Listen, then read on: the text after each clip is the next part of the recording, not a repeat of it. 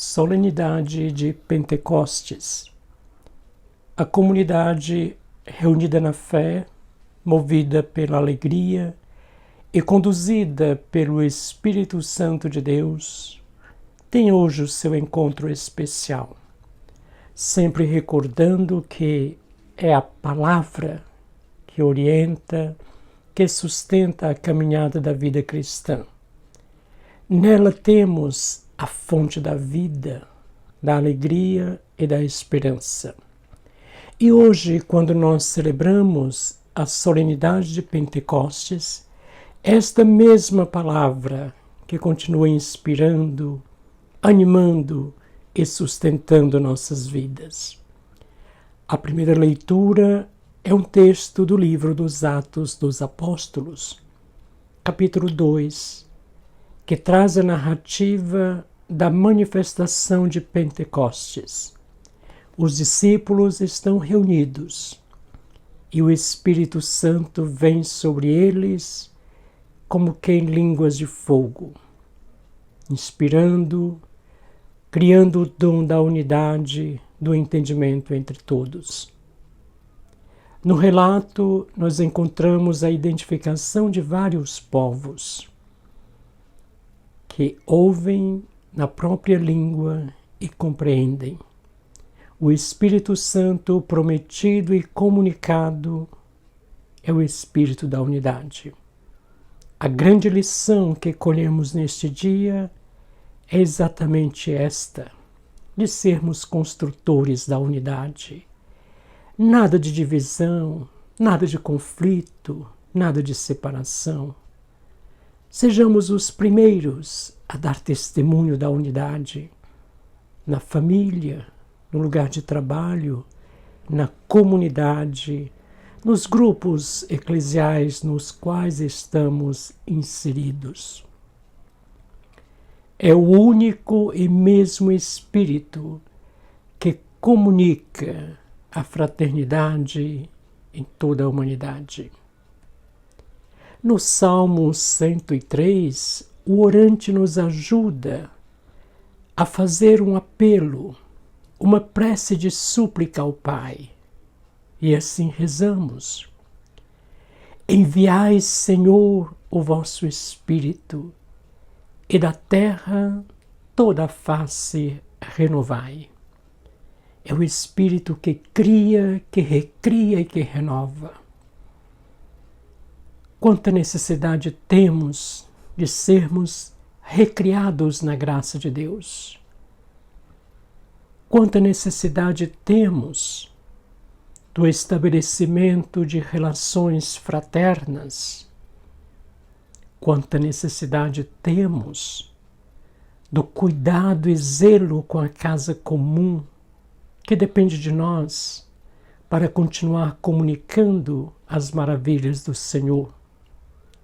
E é o Espírito que comunica, é o Espírito que inspira, é o Espírito que sempre renova a face da terra e o coração da humanidade.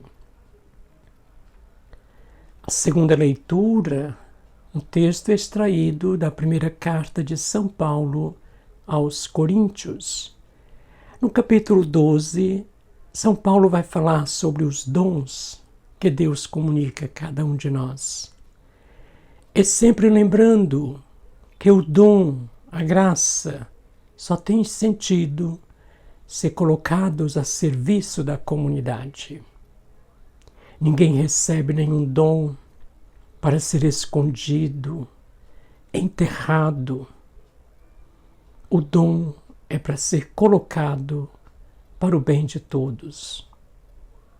O bem comum, diz São Paulo, é a meta da vivência dos dons que Deus concede a cada um de nós.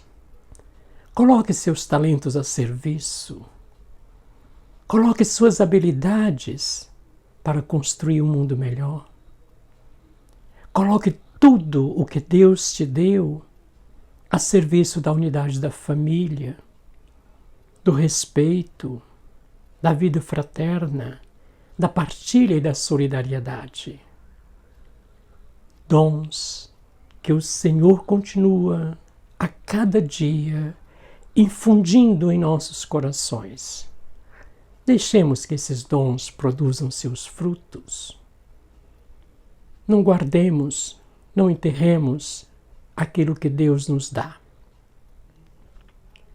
O Evangelho de hoje é um texto de São João, que já acolhemos neste tempo pascal. E nele, Jesus se manifesta aos discípulos reunidos e comunica-lhes a plenitude da vida nas seguintes expressões: a paz esteja com vocês.